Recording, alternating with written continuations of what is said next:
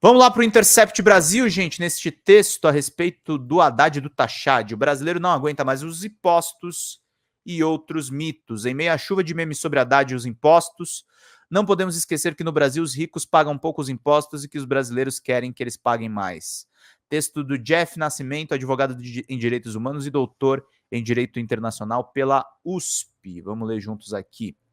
Nas redes sociais, memes sobre o suposto ímpeto tributador de Fernando Haddad, ministros da Fazenda geraram risos e compartilhamentos. Quem realmente gargalha, no entanto, é o 0,1% mais rico. Em reuniões privadas, apresentadores de TV, banqueiros e políticos de extrema-direita riem abertamente da montagem do Tachad, cuja atuação ainda não afeta suas carteiras. É uma versão ultraprocessada para as redes da máxima anarcocapitalista. Imposto é roubo. É o Paulo Cogos, né? E aí, mito número 1, o brasileiro não aguenta mais impostos. A questão é, para quem o brasileiro não aguenta mais impostos? Pesquisas de percepção realizada pela Oxfam Brasil e o Datafolha desde 2017 mostram que os brasileiros apoiam mais impostos sobre os muito ricos para financiar políticas sociais como saúde, educação e moradia. Na edição mais recente dessa pesquisa, 85% dos brasileiros apoiam os impostos sobre os mais endinheirados. O apoio ainda é maior entre os estratos sociais específicos, 88% das mulheres negras, 89% dos beneficiários de programas de transferência de renda e 91% das pessoas com renda familiar de até um salário mínimo. Esses números se alinham com pesquisas internacionais, indicando grande apoio social a sistemas tributários progressivos.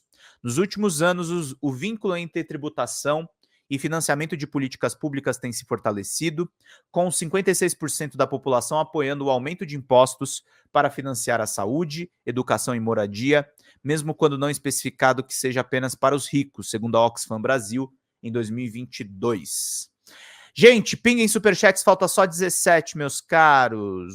Apoio ao aumento dos impostos para financiar políticas sociais. Os gráficos aqui.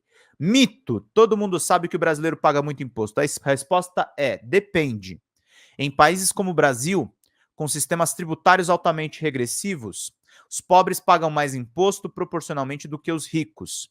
Aqui, 44% da receita tributária vem de impostos indiretos sobre o consumo, enquanto 27% são de impostos diretos sobre renda e patrimônio. Já nos países da Organização para a Cooperação e Desenvolvimento Econômico, a OCDE, que concentra alguns dos países mais desenvolvidos do mundo, impostos indiretos representam 30% da carga tributária, enquanto os impostos sobre renda e patrimônio perfazem 40%. Nos impostos indiretos, o valor do tributo é baseado no valor do produto, não na renda ou no patrimônio de quem compra. Por exemplo, uma pessoa beneficiária do Bolsa Família paga o mesmo imposto sobre uma lata de leite que um proprietário de uma Ferrari. Mito número 3. Todo mundo paga muito imposto no Brasil, inclusive os muito ricos. Sabemos que a carga tributária no Brasil está concentrada nos impostos indiretos, que pesam mais no bolso de quem tem menor renda. Para os endinheirados, os tributos mais relevantes são os diretos, como imposto de renda.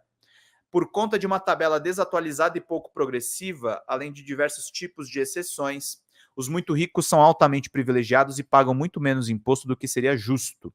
Por exemplo, a alíquota máxima do imposto de renda sobre pessoa física, o IRPF, é de 27,5%, que incide sobre rendas mensais a partir de R$ 4.664,68, fazendo com que uma pessoa que receba pouco mais de 3 salários mínimos tenha a mesma alíquota de alguém que receba 300 mil por mês.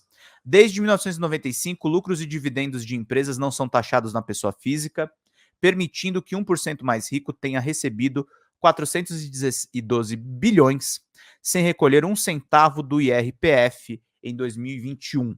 Gastos como educação e saúde podem ser deduzidos da base de cálculo do imposto de renda. No caso da saúde sem limite, algo amplamente utilizado por pessoas de maior renda. O resultado, o grupo de 0,01% de maior renda do Brasil, ao invés de recolher o teto do IRPF, 27,5%, paga uma alíquota efetiva de apenas 1,76% em 2022. Mito número 5. Se taxar os super ricos, eles saem do país e levam todos os bens. Imaginem se Diante de levantamentos que apontam que apenas 1/3 dos assassinatos são resolvidos no Brasil, defendêssemos que o crime de homicídio deveria ser retirado do Código Penal. É um argumento similar achar que a maior tributação sobre os mais ricos é má ideia, porque será descumprida de toda forma. Além de representar uma submissão à lei do mais forte, é bem isso mesmo, né? Bem ANCAP, né? Isso aqui. Vamos lá, gente. Pinguem superchats. Pinguem superchats. Pinguem superchats. Pinguem pix. Pinguem pix, que é bastante necessário, gente. Pinguem pix. Bom dia, Mara Cristina, querida. Bom dia a todos que estão nos acompanhando, meus caros. Precisamos de 17 pilas, preferencialmente no nosso pix. Se for mandar no pix, digam no nosso chat. Mas podem mandar superchat também, se vocês quiserem. Vamos lá, meus caros. Além de representar uma submissão à lei do mais forte, essa postura minimiza o fato de que parte considerável do patrimônio de multimilionários não pode simplesmente ser transportada para fora do país, como é o caso de imóveis, alguns deles com extensão equivalente a países europeus. Há medidas que poderiam ampliar a tributação sobre os muito ricos, como aprimoramento do Imposto Territorial Rural, o ITR, de responsabilidade municipal, que hoje arrecada em todo o Brasil menos do que São Paulo aufere de IPTU em 4 bairros da cidade. Sobre ativos financeiros que poderiam ser transferidos além das fronteiras, medidas recentes, propostas pelo governo federal e aprovadas pelo Congresso, têm tentado fechar tais brechas como regime de tributação de investimentos em offshore.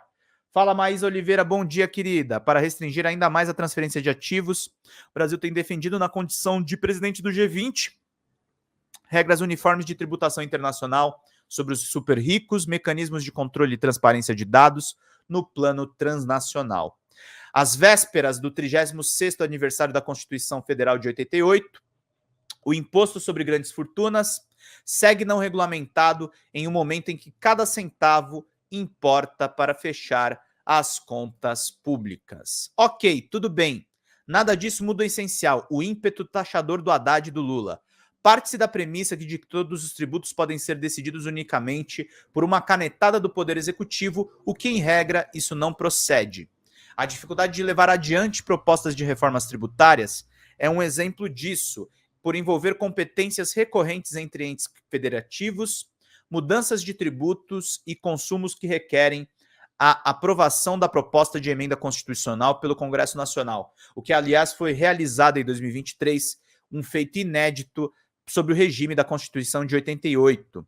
Outras alterações requerem a aprovação via lei complementar, como é o caso da regulação da reforma tributária atualmente sob análise da Câmara, que demanda um processo mais rígido de análise, ou seja, mudanças sobre os impostos e serão, quase sempre, resultado da atuação dos poderes executivo e legislativo, envolvendo por vezes interação entre União, estados e municípios.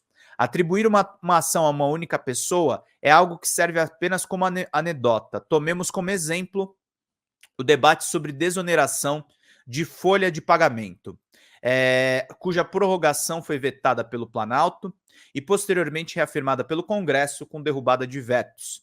Para compensar a perda de receitas, o Planalto propôs a medida provisória com alterações de PIS e CONFINS, após a pressão de empresários, que foi parcialmente devolvida pela mesa do Congresso Nacional.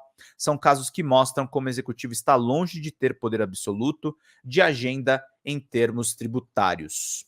O sorriso largo e feliz do 0,1% mais rico com os memes do Haddad taxador faz sentido manter o status quo, beneficia os abastados, para os quais o atual sistema tributário regressivo serve para manter privilégios. Obrigado, Maísa Oliveira. Vamos fortalecer os canais progressistas e humanistas, fortalecer a justiça social. Então, meus caros, mandem superchats e pix. Ajudem. Pinguem superchats. Pinguem pix, meus caros, minhas caras. Precisamos só de 17 para nossa meta de hoje. Vamos ajudar, meus queridos. Pinguem pix. Vamos lá para a gente poder fazer bem o nosso trabalho, meus caros, minhas caras, para a gente fazer tudo bonitinho, para a gente poder ficar por dentro de tudo e não esquecer absolutamente nada. Achar que 500 milhão de recebidos de dividendos do IRPR, acabar com 500 milhão de recebidos em dividendos do IRPF, criar alíquotas no imposto de renda para quem recebe 6 dígitos no mês, cobrar efetivamente o ITR do proprietário da fazenda do tamanho de Manhattan tem que pôr um freio nisso. Um grande acordo nacional, diria um conviva da reunião à política, aí parava tudo, um meme de cada vez. Esse texto do Jeff aqui tá muito bem feito. E é isso aí, gente. Tem mito por trás do Tachad, embora eu repita, eu acho os memes muito engraçados.